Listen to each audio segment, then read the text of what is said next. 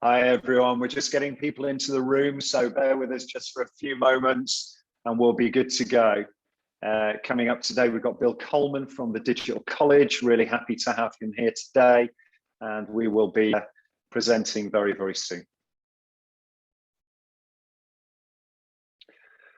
In the meantime, make sure you've downloaded the Hoover app. Make sure that you are engaging with the competitions. The prizes are great.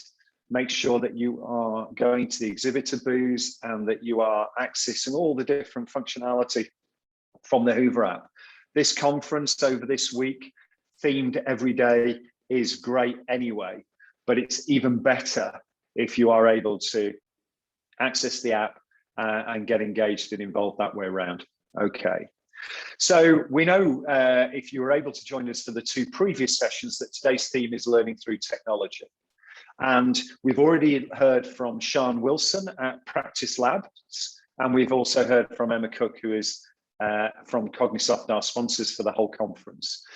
And now we've got Bill Coleman, who's the commercial director at the Digital College, who's going to be busting the online training myths.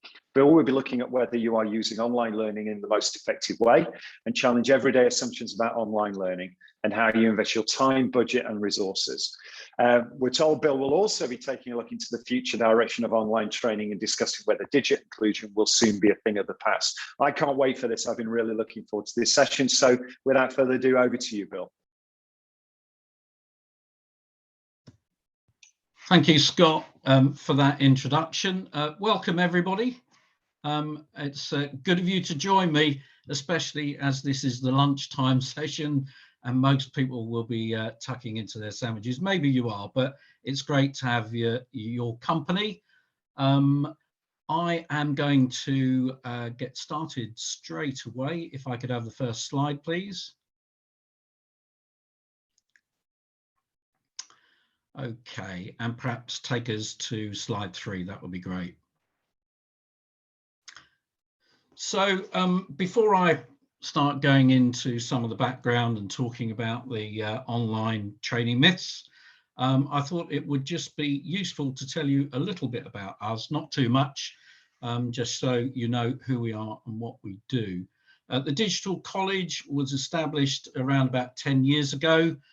Our focus is almost entirely in the welfare to work sector on employability. That's my background. I used to, in the dim and distant past, work with Scott Parkin at A3, where I was the partnership director. And when I left there, I joined the Digital College about 6.5, 7 years ago.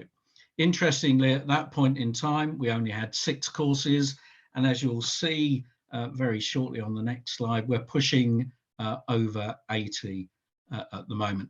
And most of those courses have been designed on the back of conversations with people out of the welfare to work sector, where they've been looking for specific courses for their participants, and we've gone on and designed and got those accredited and delivered. As a digital company, we can deliver anywhere in the UK where there's an internet connection. So and it doesn't need to be that brilliant either. Our programs and our courses are designed to soak up minimal resources on devices, and that's been very intentional from the start of the company. Some programs that we deliver on, you can see there. I'm sure they're familiar to you, and more recently we've been working on JETS, and we have had some referrals now on the Restart program. It's great to see that gathering pace. We do work with most of the prime providers here in the UK, and they in turn have introduced us to many of their supply chain partners who we also work with. But we supply courses to the general public as well. So people find us on the internet, they book courses and qualifications that way. We deal with private organisations, councils, charities, etc., etc. And as it says on the bottom of that slide there, we're rooted in employability, and that's always going to be the case. So Emma, if you can go on to the next slide, please. As I said earlier, we are delivering now over 80 vocational courses and qualifications. We're very much aware of people with learning difficulties. We've got the Dyslexia Smart Award. All of our courses have been designed around the British Dyslexia Association's guidelines. And we do get a lot of feedback from learners with mild to moderate conditions that they can actually, for the most part, cope with the courses, and for some with a little bit of help and support from their advisors and coaches. Right, so that's about us. Let's move on to some background information now before we start talking about those 5 myths. If you could move to the next slide. And again. Thank you. So I just thought it might be useful to refresh ourselves about the different types of online learning that there are. So we've got self-directed learning, and it's known as autodidactism. It's a method whereby learners choose a subject that they're going to study, the material, the rhythm, and the time and the pace that they use. Now, quite interestingly, autodidacts may not have a formal education. Their study may complement or be an alternative to formal education. Some interesting people that you may have heard of that are autodidacts: Ron L. Hubbard, the Scientologist, the writers Ernest Hemingway and Mark Twain, the American, and our very own Jimi Hendrix and David Bowie were all autodidacts. Blending learning is an approach to education that combines online learning with traditional place-based learning. So it's a mixture of the both, and is probably the most popular type of online learning presently. We've got virtual learning, which is something that a lot of organizations moved to when COVID struck last March and we were in lockdown, where teachers and lecturers were easily able to move across to a virtual environment using tools like Zoom, Skype and Teams.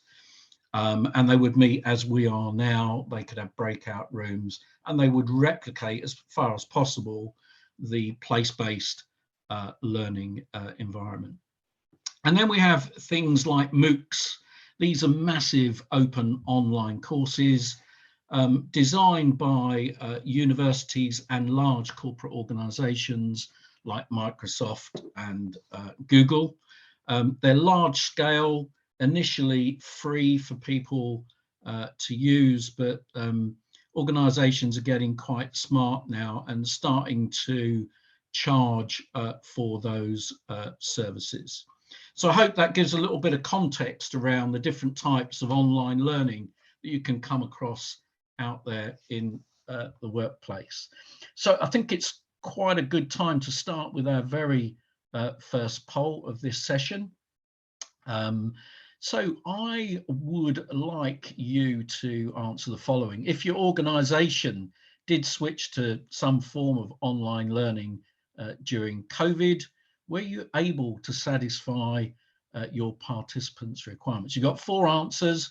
One is yes, 100%, mostly, partially, or no. And I'll just give you 30 seconds or so to complete that, and then hopefully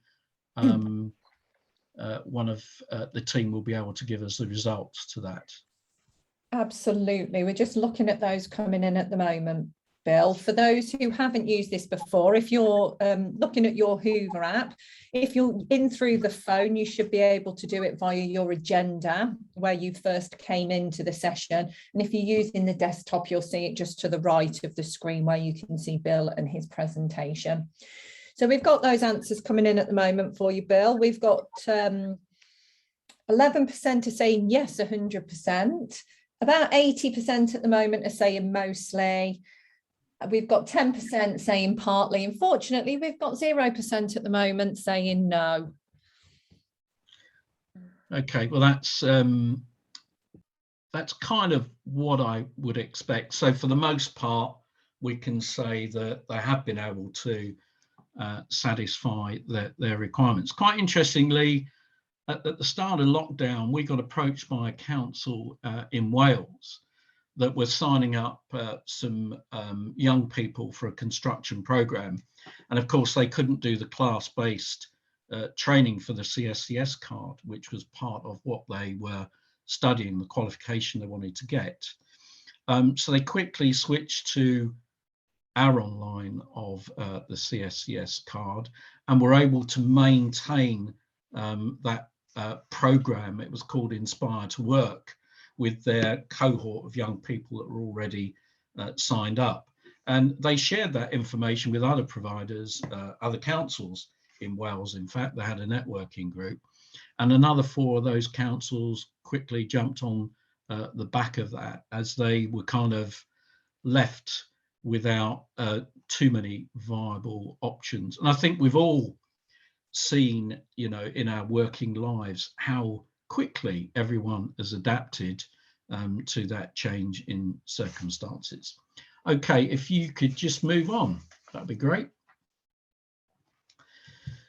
So what do we know? We know there has been an absolute step change in online learning in the last 12 months. Primarily that has been driven by the COVID pandemic and the restrictions that were placed on everyone.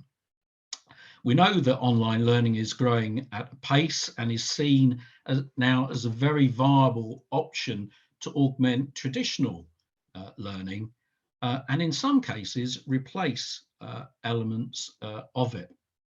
I think the important thing to note here is that online learning, we are told by the statisticians, is growing at something like 15% per annum. So we can expect that growth to continue, but maybe not in the same way as it is today, in the same format. And we're going to come on to that a little bit later. So if you could just move on for me, that would be brilliant. So as we say here, you know, it's my belief and many people's belief that one of the things that COVID did was it became a bit of a disruptor when it came to learning. We all faced the biggest challenge, whether it was training and education or in our working lives, since the Second World War. We're fortunate, we're a digital company. Our team were able to work from home quite comfortably. Some of you may know that I run a local community radio station here in York. We very quickly got all the presenters delivering their shows from home. We've got the software to do it. We had to hang things over bookcases to soften the noise and bring cushions into the room, but it's worked really, really well. And in fact, I'd say probably 25% of the 60 presenters have maintained working from home. They want to do that as opposed to going back into the studios. So whatever walk of life you're in, the whole pace of change has been absolutely phenomenal. You know, I personally have been quite amazed at how quick everyone has adapted, whether it's the person running the shop, the pub that started doing a garden market in the car park because that's the only place they could sell beer and food, etc., to you know, retailers who quickly put in place the infrastructure, and of course educational establishments. They moved really, really quickly.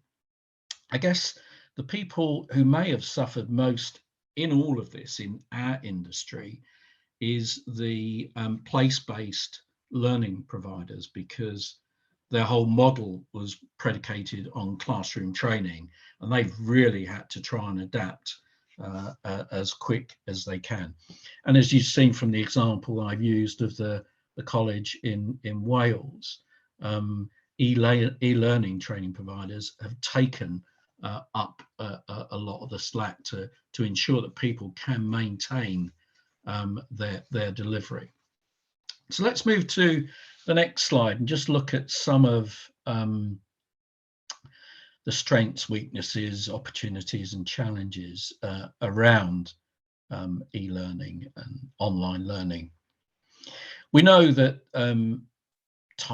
we've got great flexibility, people don't have to travel, you reduce costs of trainers in many cases, and certainly renting out classrooms and the like. You get wide availability. It is learner-centric and is becoming more so, particularly with a lot of the developments that are coming down the road. And there are very high levels of retention. So that's kind of a lot of the positives. Let's have a look at some of the not so good bits. There are technical difficulties. As we know, not everybody has access to the internet. You know, we've got digital poverty, particularly within the cohorts of people that we're all trying to support on employability programs in particular. You've also got the IT knowledge of those individuals. Do they know how to drive those devices and get the best out of that online experience? And also, because there's a great element of self-determination here, not everybody is motivated in the right way to benefit from it. So if we then look at some of the opportunities coming down the road, I mean, these are just amazing, mind-boggling. You know, the scope for innovation and development is significant. If I look back 3.5, 4 years ago, we were early adopters and exponents of something called proctoring, which was basically an online examination where you use the camera on your device to control the environment. We came up against a lot of opposition to that. You know, from the education establishments were saying it'll never work. You can only invigilate an exam in a school hall or classroom or whatever it might be with physical invigilators. But gradually over time, more people started to adopt it. But as COVID came, all the last barriers came down. And you can see that schools, colleges, universities are now widely using that technology and are not resistant to it anymore, because I think there's always a fear that it's going to change their world, not for better, but for worse. But it's not actually the case. And we've got new technologies coming down the road: AI, machine learning, virtual reality, and augmented virtual reality. And these things are going to again take online learning to another level. So I think it's suffice to say that online is just one way of learning. It works best when it's part of an overall model that is either a combination of place-based learning, virtual learning, but there are certainly situations where pure online self-directed learning is absolutely right for individuals. So Emma, if you move to the next slide, please. Just a little bit of background on where we are in the UK with internet usage. You can see here, over a 10-year period, daily usage has increased by half, going from 60 to virtually 90%. And at the same time, the amount of non-users over the period of 2017-2020 has also halved. And this is saying that more and more, the vast majority indeed of people are using the internet in one way, shape or form. Next slide, please. So some interesting statistics here. One very, very hard to believe statistic actually, but there is a significant differential between age groups when it comes to connectivity by age, with lone adults over 64 having the lowest internet access and that's 80% of people, whereas 95% of households with adults of working age have internet access. The stat, it does come from the ONS, but we would query this one, is that 100% of households with children have the internet. I think we absolutely know that actually is not the case. Certainly I know that from grandchildren and the like during COVID. So next slide, please. So we see that the online is becoming more widely used, more widely accepted. Here's some key examples of how it is being used on an ongoing basis. You can see there that 85% users are using it for email, 76% banking, and 66% for video activity. What we find of interest is that there is a gap between the disabled and everybody else. And you can see when it comes to email, 9% less disabled people are using it for email. Banking is a much smaller gap. But the gap on video, and this we really find surprising, is 14%. We would say that's probably the easiest format to use out of the three, because emails can be a bit complex and banking certainly can be complicated. And we don't know why that is why, but if you've got any suggestions, maybe you can post them up and we'll maybe have a look at those a little bit later when we get towards the end of the presentation. So next slide, please. So we're going to pause for another poll.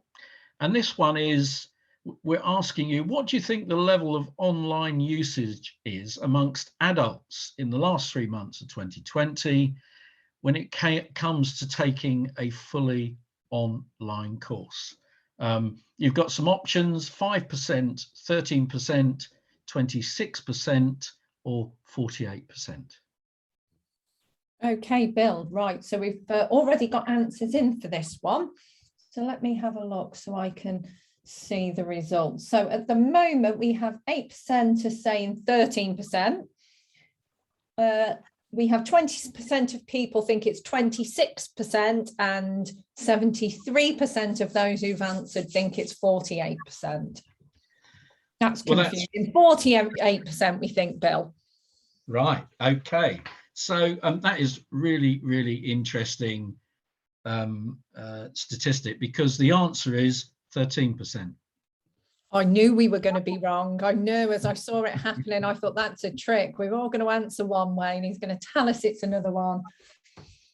So well done to the 8% of you who actually got that right. But kind of from what I was telling you beforehand, it kind of suggests it would be more. But 13% of the adult population is quite a big number. If you move over to the next slide, please. Great. So in that last 3 months, the people who actually took a course was much higher in the